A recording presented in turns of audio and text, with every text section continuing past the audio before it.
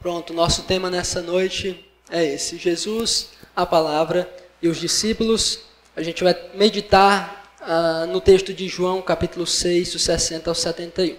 Queria falar algumas coisas com os irmãos antes, para que você abrisse o entendimento um pouco do que eu quero trabalhar com você nessa noite. A gente tem visto uma onda, um fenômeno, um grande, eu posso dizer, um avivamento dos coachings na nossa geração. É um assunto que tem sido falado em muitos momentos, um assunto que tem sido tratado com frequência.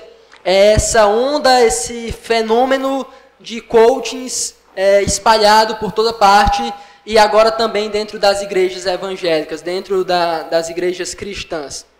Eu não quero me prolongar muito, eu acredito que você já leu, já ouviu, eu não sei se alguém que é coaching também, trabalha nessa área, espero que, se você for, não se sinta ofendido, meus irmãos, com o que eu vou falar, mas há muitos problemas com isso, quando ela vem para dentro da igreja cristã, para dentro do povo de Deus. Eu acredito que isso é muito claro, mas eu tenho percebido que há uma espécie de benefício com toda essa onda, com todo esse fenômeno, com todo esse avivamento dos coaches no meio da igreja evangélica e no meio do nosso país em geral. Isso tem servido para revelar o coração de muitas pessoas. Todo esse movimento, toda essa agitação tem servido para lançar luz sobre o coração corrompido do ser humano. Todo esse sucesso dos coachings, todas as pessoas querendo ver os coaches, toda essa plateia gigante dando atenção aos coaches, e muitas delas dentro das igrejas, mostram que a mensagem que os coachings trazem, ela está em perfeita conformidade com o coração do ser humano, com o coração pecador do ser humano.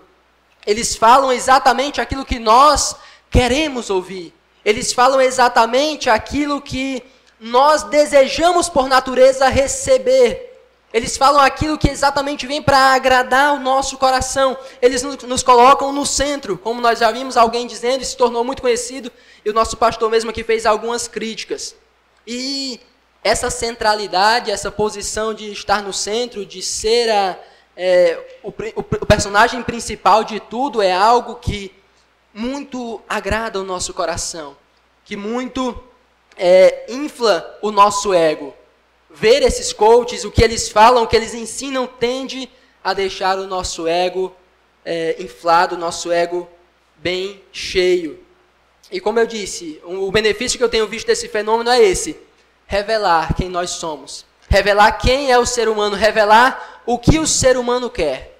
Mas eu observo que se nós formos até a Escritura, se nós lermos a Escritura, meditarmos nela, nós podemos perceber também essa tendência do nosso coração de desejar sempre estar no centro. E nós vemos isso ainda com maior intensidade. A gente busca por natureza sempre ser o centro, sempre querer ser o personagem principal de todas as coisas. A gente busca ser o Senhor dos nossos destinos, o comandante das nossas almas. E essa pregação, essa mensagem dos coaches se constitui em um grande problema para a fé cristã. Principalmente por um fator. Ela é perigosa para o cristianismo porque aquele que é o Senhor da nossa fé, aquele que é o Senhor do cristianismo, aquele que é o nosso referencial absoluto de doutrina e prática, ele nunca foi alguém que tentou dizer algo que nos agradasse. Ele nunca foi alguém que tentou dizer coisas que vinham para inflar o ego das pessoas. Jesus seria um fracasso como coaching. Jesus seria um fracasso como coaching. As palavras dele, o que ele dizia, nunca tinha essa intenção de nos colocar no centro. Jesus nunca quis nos colocar no centro. Nunca foi a intenção dele. E é por isso que tantas vezes as palavras de Jesus geravam oposição. Porque ele fazia justamente o contrário. O que ele ensinava ia de encontro a essa tendência do nosso coração. A mensagem que ele trazia vinha justamente em oposição àquilo que o nosso coração quer, que é estar no centro. E quando ele trazia a sua mensagem, nos colocando onde nós devemos estar, isso gerava oposição, isso gerava confusão. E é por isso que a gente vê tantas vezes na Escritura Jesus entrando em conflito com outras pessoas e apresentando verdades que iam de encontro ao coração humano. O que a gente vai ler hoje é um desses episódios. Um desses episódios em que Jesus ele coloca o ser humano no canto onde ele deve estar. E pelo fato dele nos colocar no canto onde nós devemos estar, por ele nos mostrar quem ele é e quem nós somos, e por ele nos trazer uma mensagem verdadeira, genuína, isso gera conflito, isso gera confusão, isso gera atrito. E a gente vai observar isso nessa noite através do texto de João, capítulo 6, versos de 60 a 71. Todos os irmãos aí estão abertos? Está aberta a sua Bíblia? Amém? Vai dizer assim a palavra do Senhor em João, capítulo 6, do 60 a 71. Muitos dos seus discípulos, tendo ouvido tais palavras, disseram: duro é este discurso, quem o pode ouvir? Mas Jesus, sabendo por si mesmo que eles murmuravam a respeito de suas palavras, interpelou-os: isto vos escandaliza? Que será, pois, se virdes o Filho do Homem subir para o lugar onde primeiro estava? O Espírito é o que vivifica, a carne para nada aproveita. As palavras que eu vos tenho dito são Espírito e são vida. Contudo, há descrentes entre vós, pois Jesus sabia desde o princípio quais eram os que não criam e quem o havia de trair. E prosseguiu: por causa disso é que vos tenho dito, ninguém poderá vir a mim, se pelo Pai não lhe for concedido. Verso 66. À vista disso, muitos dos seus discípulos o abandonaram e já não andavam com ele. Então perguntou Jesus aos 12: porventura quereis também vós outros retirar-vos? Respondeu-lhe Simão Pedro: Senhor, para quem iremos? Tu tens as palavras da vida eterna, e nós temos crido e conhecido que tu és o Santo de Deus. Replicou-lhe Jesus: não vos escolhi eu em número de 12? Contudo, um de vós é diabo. Referia-se ele a Judas, filho de Simão Iscariotes, porque era quem estava para traí-lo, sendo um dos 12. Vamos orar mais uma vez, pedir que nosso Deus nos abençoe. Senhor amado e bendito, nós cremos que o Senhor Jesus estava no princípio com Deus. O Verbo estava com Deus e o Verbo era o próprio Deus, todas as coisas foram criadas por meio dele. Sem ele, nada do que foi feito se fez. E o Verbo habitou entre nós, cheio de graça e verdade, vimos a sua glória, ó Deus. E é essa glória que nós queremos ver hoje também através da exposição da tua palavra. A manifestação da tua presença em nosso meio, a manifestação do agir do teu Espírito, moldando e transformando nossos corações. Trabalha no meio da tua igreja, trabalha no meio do teu povo, santificando, aperfeiçoando e transformando-nos à imagem de Jesus. Oramos como salmista, ó Deus, abre nossos olhos para que possamos contemplar as maravilhas da tua lei e que ao olhar para ti, ó Deus, e contemplar a tua beleza, a tua glória, possamos ser transformados. Conduza o teu povo nessa noite, nós somos limitados, sozinho nós não chegamos a lugar algum, sozinho nós não entendemos nada, nós dependemos do teu Espírito e do agir dele nas nossas vidas. Trabalha em nós, Deus, conduza a tua igreja.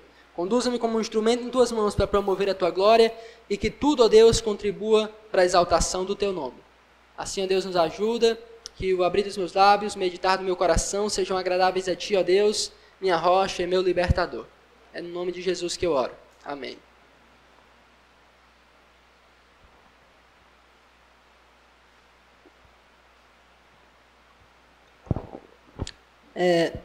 Esse tema que eu coloquei, Jesus, a palavra e os discípulos, resume basicamente o que eu quero, os assuntos que serão trabalhados através desse texto. E esse é um texto em que o contexto dele precisa ser bem explorado e eu vou explorar com os irmãos durante a mensagem, mas inicialmente eu não queria contar a história toda. Mas eu quero falar sobre isso, eu quero falar sobre as palavras de Jesus. Eu entendo que nesse pequeno trecho, o que é central, o que é primordial e o que faz com que todas as coisas girem em torno dele, são as palavras de Jesus. São o que Jesus disse. Porque é tanto o que Jesus disse que traz uma reação de um tipo de discípulo como a reação de outro tipo de discípulo. E a gente vai ver isso. qual a natureza das palavras de Jesus? Qual o poder da palavra de Jesus? O que significa a verdade de Jesus? Quais as características daquilo que ele ensina?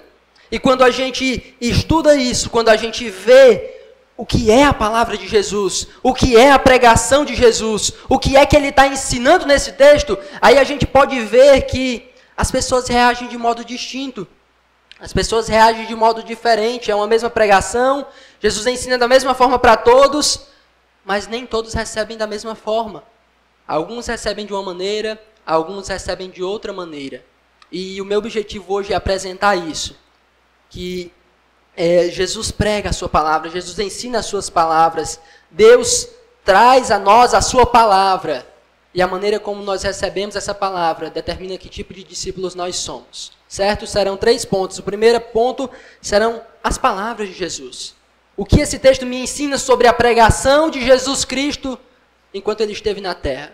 E o segundo ponto vai ser como os falsos discípulos lidam com as palavras de Cristo. E o terceiro ponto, como os verdadeiros discípulos lidam com as palavras de Cristo. Por fim, eu farei algumas aplicações a mais na vida dos irmãos. Eu quero apresentar para você, através desse texto, 3 características das palavras de Jesus. Observe comigo o versículo 60. E agora a gente vai explorar mais o contexto. Muitos dos seus discípulos, tendo ouvido tais palavras, disseram: duro é este discurso, quem o pode ouvir? Então, é óbvio que se você não conhece essa passagem, você vai desejar olhar para trás. Se ele está dizendo, olha, duro é esse discurso, a pergunta é, mas que discurso? Que palavras? Do que ele está falando? Gabriel já começou no meio do caminho, já está chegando no fim, eu quero saber o que está acontecendo. Os versículos acredito que do 22 ao 59 são, eu posso dizer que um dos sermões mais duros de Jesus enquanto ele esteve na terra. É um dos sermões mais pesados, aquele que vem que esbagaça para todo lado os que estão ouvindo. Logo no começo do capítulo 6, a gente encontra um dos principais milagres de Jesus, que é muito conhecido, que é a multiplicação dos pães, dos peixes. Então, muita gente vem ouvir Jesus, a multidão ouvindo Jesus, e a multidão fica com fome, e Jesus faz aquela brincadeira com os discípulos, e aí, onde é que vamos tirar comida? E eles ficam tentando saber, tentando encontrar um meio, ninguém tem dinheiro, e Jesus vai lá e multiplica, e se alimentam mais de 5.000 pessoas. E esse é um milagre muito marcante. E é um milagre marcante porque fez com que Jesus ganhasse ainda mais notoriedade. Através desse milagre, Jesus ficou ainda mais conhecido. Tanto é que no dia seguinte, quando Jesus sai com os discípulos, as pessoas logo vão atrás dele. As pessoas vão em busca dele porque haviam comido pão. E é justamente esse o confronto que Jesus faz. Eles chegam todo desconfiado para Jesus, quando encontram Jesus do outro lado do mar e diz: mestre, quando foi que o senhor chegou aqui todo desconfiado, querendo comer mais pão, comer mais peixe?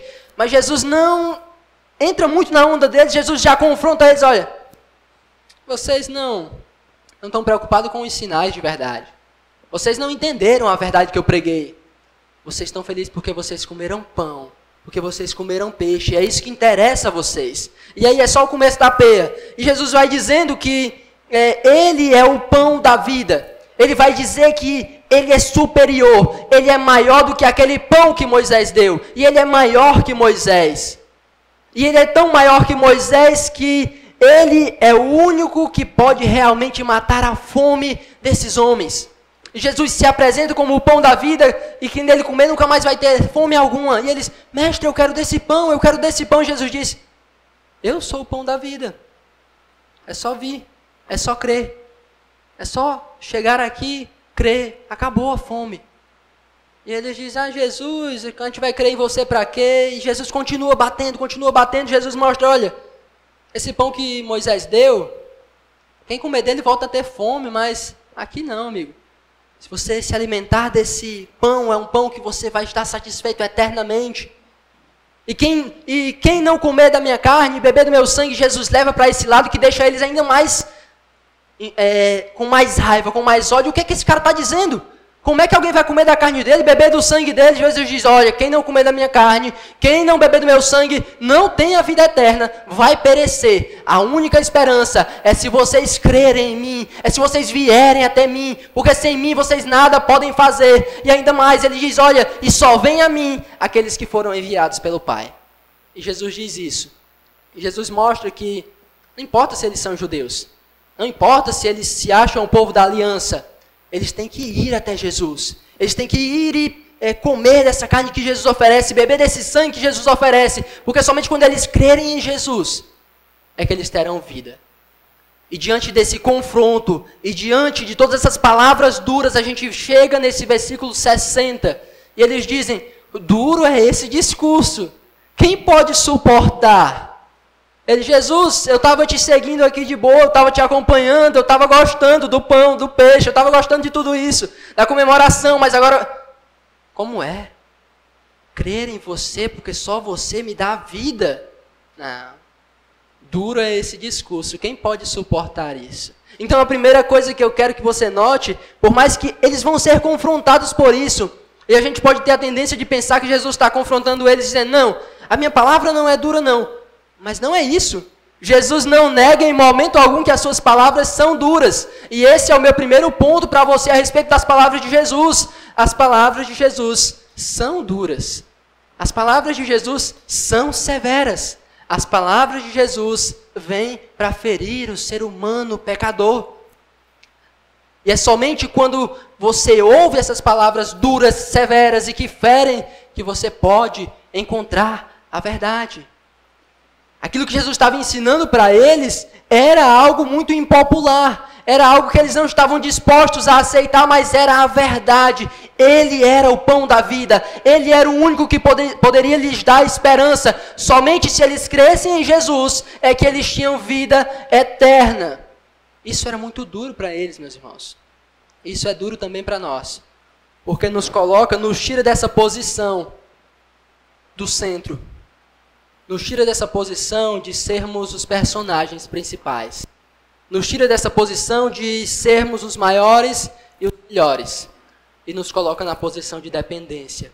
E nos coloca na posição de pecador.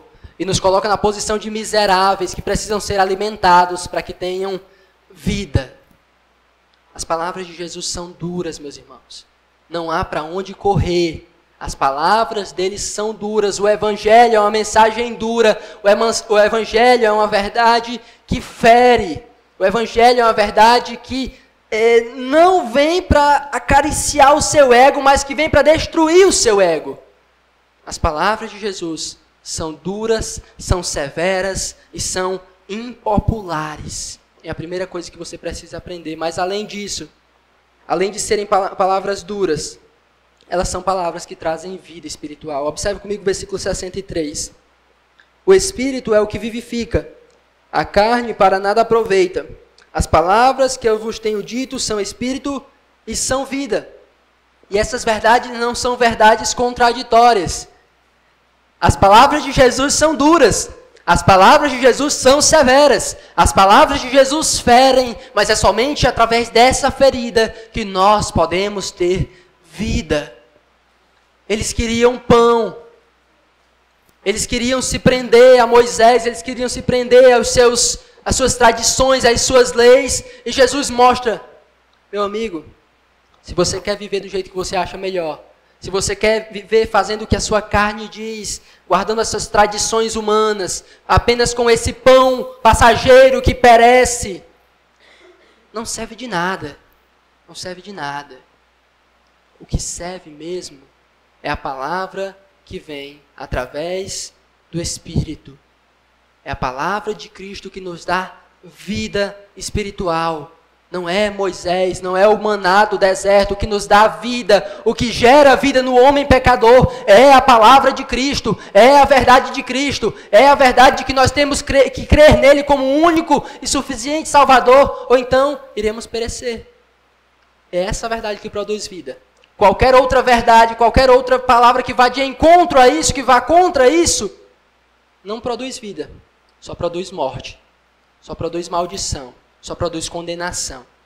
Então as palavras de Cristo são as únicas que trazem vida. Qualquer esforço nosso, por nossa tentativa de nos salvarmos, de irmos pelas nossas próprias forças, pelos nossos próprios caminhos, nos levarão à perdição. E anteriormente, nesse capítulo, eles, muito sábios, eles dizem assim: mestre, o que nós faremos para realizar as obras de Deus? Eles dizem: eu quero fazer o que Deus manda, eu quero agradar a Deus, eu quero fazer o que Deus me manda fazer. Jesus disse: olha, a obra de Deus é esta, que creiais naquele que por ele foi enviado. A palavra de Jesus, nos ensinando que devemos crer nele, nos produz vida, produz salvação em nossas vidas. Primeiro, elas são sim duras, severas, mas também elas produzem vida espiritual e só através delas nós temos esperança. Uma terceira característica sobre as palavras de Jesus, versículo 67, e eu vou explicar para os irmãos. É a pergunta que Jesus faz quando os primeiros discípulos já foram e sobrou só os 12. Jesus faz assim, ó. Então perguntou Jesus aos 12, porventura quereis também vós outros retirar-vos? O que eu entendo é que Jesus está chegando para eles dizendo assim: olha, eles viram que minhas palavras eram duras de verdade, eles viram que eram severas, e eles foram embora. E não pensem que agora eu estou preocupado, não. Não pensem que agora eu estou desesperado por seguidores. Jesus não está desesperado por seguidores. Jesus não precisa de mim, de você. E ele chega para eles e diz: olha, eu não estou desesperado não por seguidores, eles já foram. Vocês também querem ir? Podem ir. Eu não vou mudar o sermão, porque os pregadores de hoje em dia são assim. Quando a igreja começa a perder gente por causa do que ele está pregando, e a igreja vai se esvaziando, ele, não vão não, eu vou mudar, eu vou alterar, eu vou pensar num jeito aqui de não ofender vocês. Mas Jesus faz o contrário. Jesus diz: quer ir? Vá com Deus. Quer ir? Segue. Eu não estou desesperado por seguidores.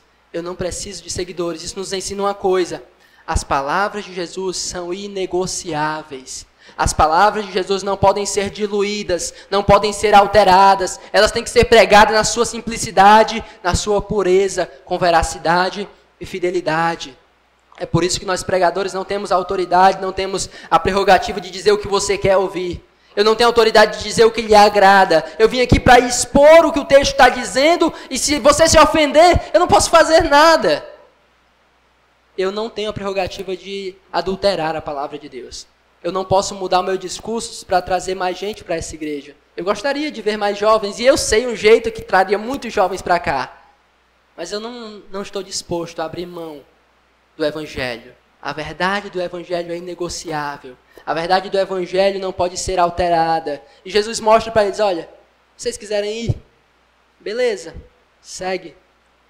Eu não vou mudar nada. A minha pregação é inegociável.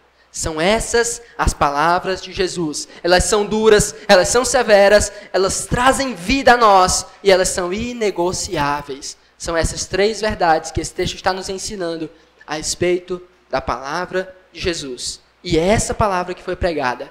Esse é o primeiro ponto. Ficou alguma dificuldade com respeito a isso, nesse primeiro ponto, a respeito das palavras de Jesus? Pronto. Diante disso, diante dessa pregação, diante dessas palavras de Jesus, diante dessa mensagem dura, desse sermão inegociável, a gente encontra duas reações diferentes. A gente encontra pessoas que a recebem de duas maneiras diferentes. Os primeiros são os falsos discípulos. O segundo ponto é esse: os falsos discípulos e as palavras de Cristo. O que acontece com esses falsos discípulos? Olha, observe comigo versículos 61 e 62. Mas Jesus, sabendo por si mesmo que eles murmuravam a respeito de suas palavras, interpelou-os: isto vos escandaliza? Que será, pois, se virdes o Filho do Homem subir para o lugar onde primeiro estava? Quando eles manifestam que se sentem ofendidos, que se sentem escandalizados, Jesus vem: como é, vocês estão se escandalizando com isso que eu disse? Mas se vocês estão se escandalizando com isso, meus amigos, com essas verdades que eu preguei, quando vocês virem algo maior, algo mais surpreendente, algo mais glorioso, algo que pode trazer ainda mais escândalo, o que é que vocês vão fazer se vocês se escandalizaram apenas com isso? É mais ou menos o que ele disse para Nicodemos: meu amigo, se eu estou falando das coisas terrenas e você não entende, como é que você vai entender quando eu falar das coisas celestiais? A primeira coisa que acontece quando falsos discípulos se encontram com as palavras de Jesus é que eles se escandalizam, eles se sentem ofendidos. Mas não somente isso, eles se sentem ofendidos e eles se revoltam contra a palavra de Jesus. Eles não sabem lidar com a palavra de Jesus. Eles passam a odiar as palavras de Jesus. Por quê? Porque aquilo que eu disse anteriormente no início, elas ferem o nosso ego. As palavras de Jesus vêm para ferir o nosso egocentrismo, vêm para nos tirar da nossa tentativa falha de nos colocar no centro. Então, quando um falso discípulo, ele encontra a palavra de Jesus, quando a palavra de Jesus é pregada com fidelidade, é exposta, ele se revolta, ele se rebela, ele odeia a palavra de Jesus, ele se escandaliza contra a palavra de Jesus, porque aquela palavra vem para destruir todas as suas pressuposições, toda a sua arrogância, todo o seu egocentrismo. Os falsos discípulos, ao ter um encontro com as palavras de Jesus, eles se escandalizam, eles se revoltam, eles se rebelam, eles mostram ódio às palavras de Cristo. Como consequência, é o segundo ponto. O primeiro ponto é que eles se sentem ofendidos e se revoltam. Como consequência, versículo 66.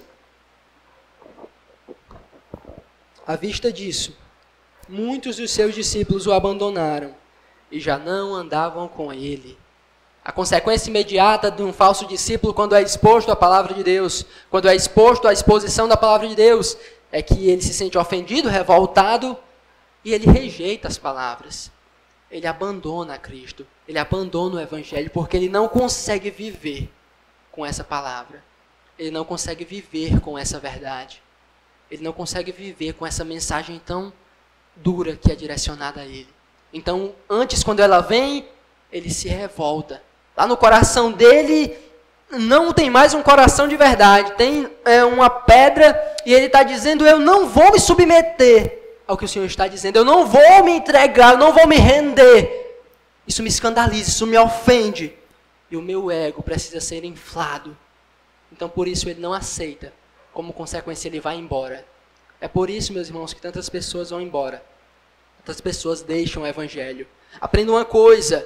Antes de tudo, a coisa principal no cristianismo não diz respeito aos relacionamentos com pessoas, não diz respeito a como você vê algumas doutrinas, diz respeito a como você lida com a palavra de Deus. Se as pessoas vão sair daqui revoltadas, se as pessoas saem daqui com ódio, se elas abandonam o Evangelho, não é por causa de um relacionamento, não é por causa de uma mudança de doutrina, é porque ela não consegue lidar com a palavra de Deus. Porque lá no fundo do coração dela, ela se escandaliza e ela se rebela contra a verdade do Evangelho. É isso que os falsos discípulos fazem. Eles se sentem ofendidos e eles abandonam o Evangelho. Certo? São esses os falsos discípulos. Essa é a primeira reação. Muitas pessoas reagem dessa forma. Muitas pessoas, quando fazem isso, revelam quem são. Falsos discípulos. Revelam que estavam apenas ali na multidão. E foi isso que aconteceu com eles. Até então era uma grande multidão. Até então era muita gente seguindo a Jesus. Mas quando a palavra dura veio, quando o coração deles foram atingidos, quando eles perceberam a gravidade daquilo, eles... Não dá. Passaram a odiar as palavras de Cristo. E se revoltaram contra elas. Muitas pessoas reagem dessa forma ao Evangelho. Muitas pessoas se rebelam dessa maneira contra o Evangelho. Não aceitam as palavras de Cristo e se revoltam contra Cristo. Mas há uma segunda reação nesse grupo, certo? O segundo ponto foi os falsos discípulos e a palavra de Cristo. E primeiro, eles se sentem ofendidos, ou seja, se revoltam. E segundo, é que eles vão embora e abandonam a palavra de Cristo. Mas há um segundo grupo. Esse segundo grupo reage de maneira totalmente diferente, totalmente oposta. E não porque a palavra tenha os atingido de uma maneira diferente. Isso é interessante, eu quero que você perceba. Não é que a palavra chegou de uma maneira diferente. Agora são os verdadeiros discípulos e a palavra de Cristo. E o primeiro ponto é que eles também são ofendidos pela palavra de Cristo. Os verdadeiros discípulos de Cristo são ofendidos pela palavra de Cristo. Não quero que você embarace sua cabeça, mas se você é um verdadeiro discípulo, você também é ofendido pela palavra de Cristo. A questão é como você reage quando ela te ofende. É claro que eles aqui, os que ficaram, também foram ofendidos. As tradições, muitas coisas que eles acreditavam, estavam agora passando por Jesus mostrando que não era bem como eles pensavam. Jesus está mostrando que não é exatamente como você pensa. Não é exatamente como você se agarra a essa doutrina. Não é exatamente como você crê em Moisés dessa forma. Talvez você esteja fazendo da maneira errada. E isso vinha também de um encontro a eles. E quando Jesus vem a nós, que somos verdadeiros discípulos, e Ele confronta o nosso coração, nós também somos ofendidos. Quando eu leio a Bíblia, meus irmãos, eu não saio, olha só, eu sou um pecador, que coisa maravilhosa, eu sou um miserável, faço um monte de besteira. Não. Eu me sinto ofendido pela verdade. Ela perfura o meu coração.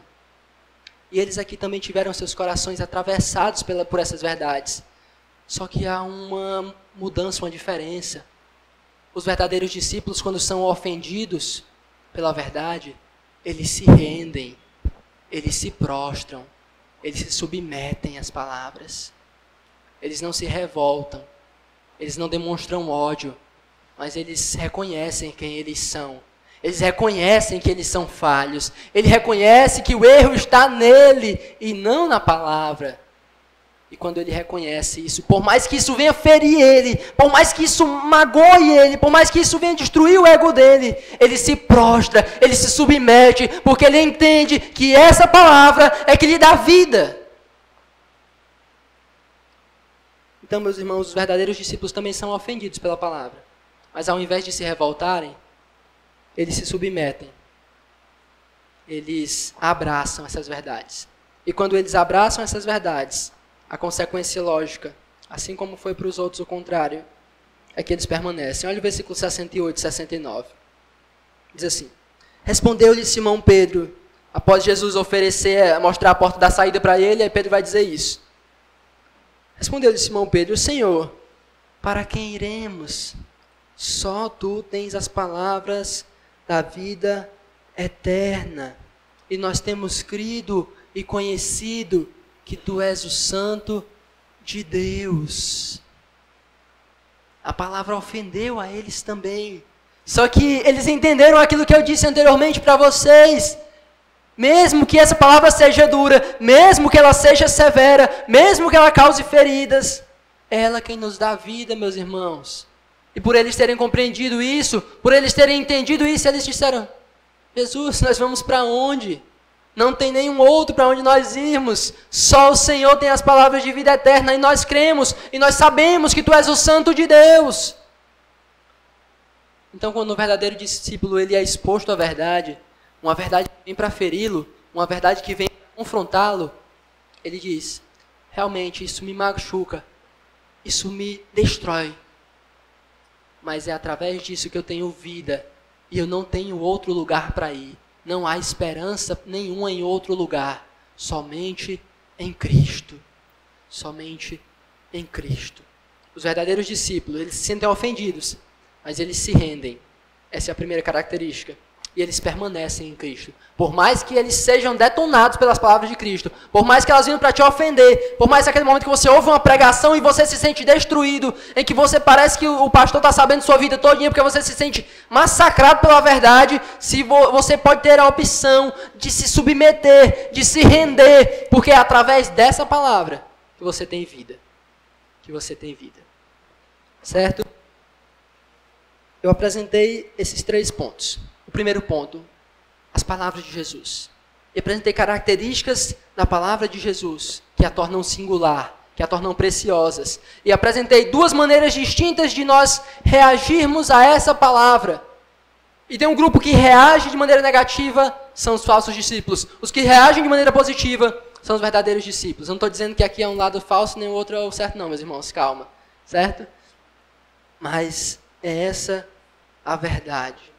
E esses discípulos que são feridos, que permanecem. O Mateus está no meio ali, ele está decidindo, né?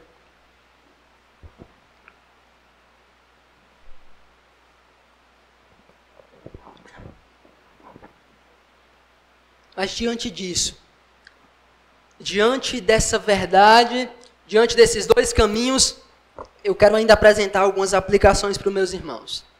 Eu quero trazer 5 aplicações que brotam desse texto, que saem desse texto de maneira maravilhosa. E eu vou voltar a algumas coisas que eu já falei, mas porque eu quero que fique bem fixo na sua mente, e você saia daqui com isso bem claro, bem nítido para você. Primeiro ponto, Jesus, ele não necessita de nós como seus discípulos, por isso ele não está disposto a tornar suas palavras mais agradáveis. É interessante, esse é um texto que nossos irmãos que não gostam da predestinação e eleição têm muita dificuldade. O pessoal diz que Romanos 9 é o criptonita, aqui é o golpe de misericórdia. Quando lê esse texto fica complicado. É porque é assim, ó, eles brigando, eles discutindo, e eles rebatendo Jesus. Não, Jesus não sei o que, Jesus você é demais. E Jesus diz, olha, você não crê, né? Beleza, mas só crê em mim quem o Pai enviar. Não, você está revoltadinho, está raivoso. Não, só vem até mim os que o Pai me der. Eu não estou preocupado com isso. E aqui, nesse texto, quando os discípulos continuam discutindo, eles continuam reclamando, e Jesus mostra para eles a verdade, e quando Jesus mostra que eles não criam, que eles eram incrédulos, no versículo 65, Jesus ele diz assim, ó, e prosseguiu, por causa disso é que vos tenho dito, ninguém poderá vir a mim se pelo Pai não lhe for concedido. Jesus está dizendo, eu não estou preocupado se você está indo, se você deixou de ir. Meu irmão, meus esforços não são em vão. Eu não estou aqui feito besta e o Pai me deu alguém, eu não vou conseguir salvar, não. Só vem até mim os que o Pai me deu. O que é que ele está apontando? Eu sou soberano sobre isso aqui. Eu sei quem os que vêm até mim. Eu sei quem serão salvos. E por isso ele não está disposto a mudar a verdade. Por isso ele não está disposto a tornar isso mais agradável. Porque ele não necessita de nós. Ele não necessita de mais discípulos. Ele não necessita de seguidores. Ele não é youtuber, que quanto mais seguidor ele fica mais feliz, se sente mais grato. Não. Para Jesus, ele é suficiente. Ele é autossuficiente. Ele é soberano e domina sobre tudo. E por isso que os caras estão indo embora, ele diz, pode ir, que aí o resto vai. Eu não vou mudar nada. Então, meus irmãos, aprendam uma coisa. Jesus não precisa de nós. Se você não está satisfeito com as palavras dele, o problema é seu, não é dele. O problema está em você. Quem tem que mudar é você. Quem tem que mudar a sua vida é você. Porque ele não vai mudar nada. A palavra dele permanece a mesma ontem, hoje e para sempre. E nós temos que nos submeter à palavra dele. Certo? Primeira aplicação. Segunda, é a aplicação central. Acredito que é a mensagem central dessa noite. Eu quero que você saia daqui entendendo isso. A maneira como você reage às palavras de Cristo revela que tipo de discípulo você é. Você se prova um verdadeiro discípulo não porque você tem uma roupa que combina com a fé cristã. Não porque você tem várias versões de Bíblia. Não porque você se congrega numa igreja melhor, boa, não. Não é isso que determina a sua fé. E foi o que eu falei lá. O aspecto central do cristianismo é como você lida com a palavra de Deus. Como você reage quando a palavra de Deus é pregada. Como o seu coração se sente quando a palavra de Deus é pregada. Como você está se sentindo agora revela quem você é. O que está no seu coração agora revela quem você é. Você está recebendo essas verdades da Escritura? Seu coração estão, por mais que estejam sendo meio dolorosas, você entende que é isso que lhe traz vida? Será que por mais dolorosas que elas estejam sendo, você está se rendendo a essas verdades? Ou lá no seu coração você está com aquele punho fechado, dizendo, eu não aceito, eu não recebo, eu não quero essas verdades, elas me ofendem. Isso revela que tipo de discípulo você é. Os verdadeiros discípulos ouvem a voz de Cristo e o seguem. As minhas ovelhas ouvem a minha voz e me seguem. E elas jamais perecerão, elas não serão arrebatadas da minha mão. É isso que Cristo nos ensina. Então, dia após dia, quando a palavra de Deus tem sido pregada nesse lugar, semana após semana, pregações, exposições e mais exposições da Bíblia, e o seu coração permanece duro, rebelde, tem alguma coisa de errado, meu irmão. Tem alguma coisa de errado. Talvez você seja um falso discípulo de Cristo. Talvez você está aqui por acaso. Talvez você ainda não entendeu a realidade, a severidade do Evangelho. A maneira como você reage às palavras de Cristo revela que tipo de discípulo você é. Você ama as verdades do Evangelho? Você ama a confrontação que Deus faz a você, a disciplina que Ele traz a você? Se você ama, se você continua seguindo, se você continua perseverando, apesar das chibatadas que tem levado, isso prova que você é um verdadeiro discípulo de Cristo. Terceira, muito importante, as palavras de Cristo são singulares, ou seja, elas são únicas. Somente elas trazem vida ao homem pecador. Nenhum outro discurso, nenhum outro sermão que esteja desligado da Escritura, nenhuma verdade que venha de outro grande homem, de outro grande líder religioso, nada disso tem poder para nos dar vida. Nada disso tem poder para nos tirar da morte na qual estávamos. Somente as palavras de Cristo. É por isso que Pedro diz, para quem iremos? Só o Senhor tem as palavras de vida eterna. Ele está dizendo, não tem outro caminho, não tem para onde eu ir, não há outra opção. Somente Cristo é a única opção. Somente o que Ele me diz, somente a sua palavra me dá vida. Somente através dela eu tenho esperança. Muitos homens disseram coisas belíssimas. Muitos homens trouxeram mensagens belíssimas. Muitos homens ficaram marcados pelo que escreveram.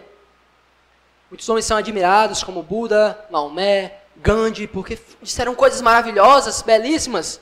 Têm escrito coisas grandes, que encantam pessoas. Parabéns, muito bem. Mas nenhuma delas pode nos dar vida eterna.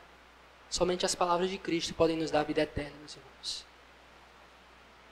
Nada, nenhum outro sistema, nenhum outro linha de pensamento. Somente as palavras de Cristo nos dão vida eterna.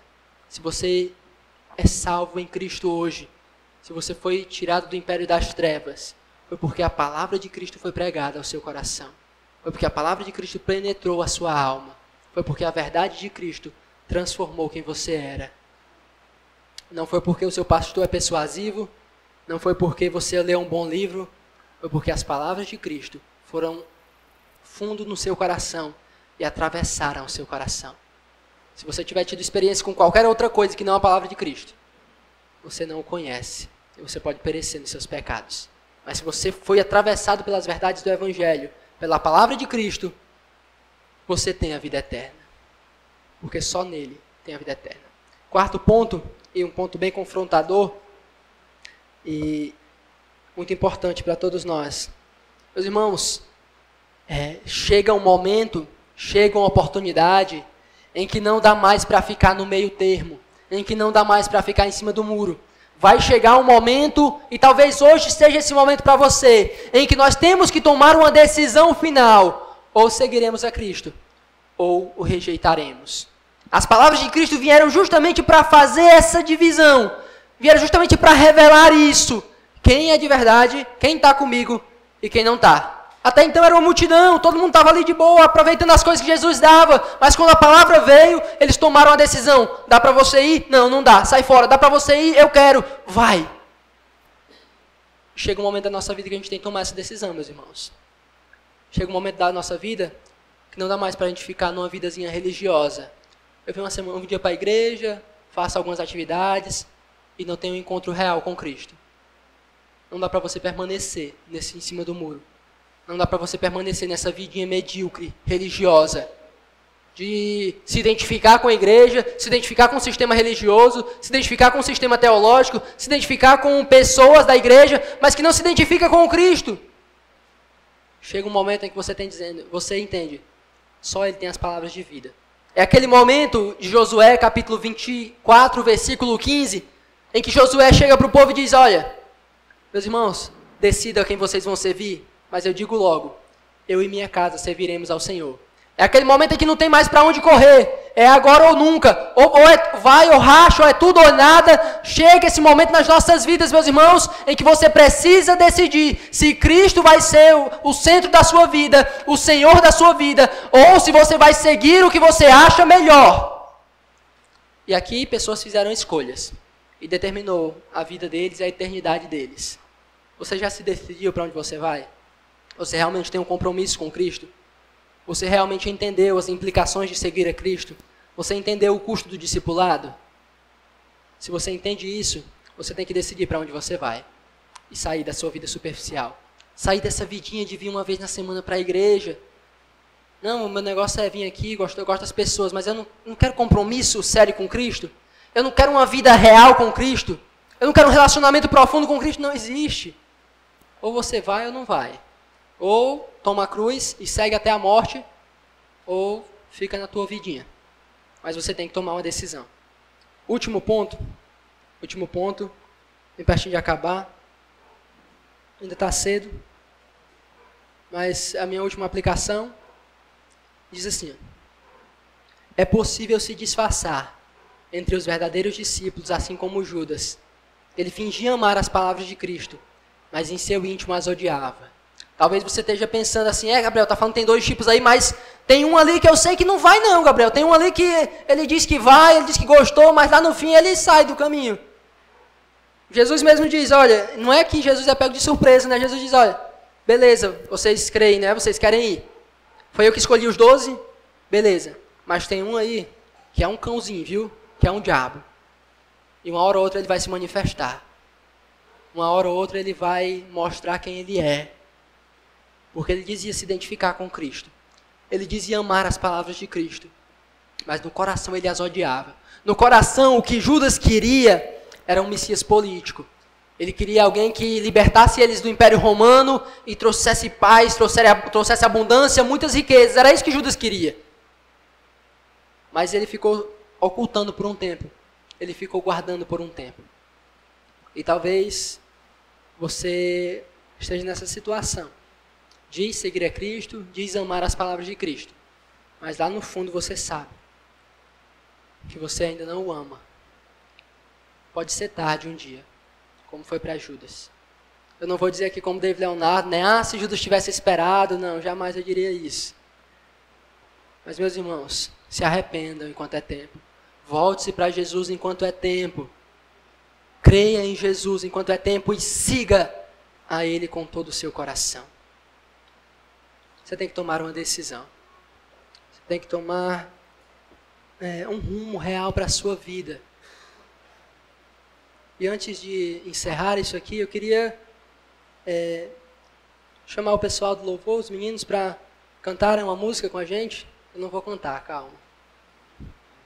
Cantar uma música com a gente que fala sobre isso. Fala sobre essa realidade. Sobre essa decisão. Sobre esse momento em que nós temos realmente que decidir que seguiremos a Cristo. Que os irmãos ficassem de pé para a gente cantar esse louvor, essa música, adorar a Deus, cantando as verdades desse texto tão precioso.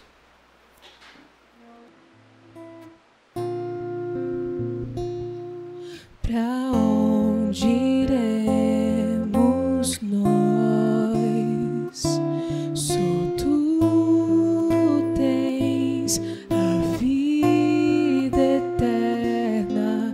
Pra onde iremos nós? Só tu tens a vida eterna. Tu és o pão que desceu do céu, fonte de vida, Emmanuel, com tua glória sobre mim, enche-me de ti, até transporta. Eu nunca vou me saciar, enche-me de ti, até transporta.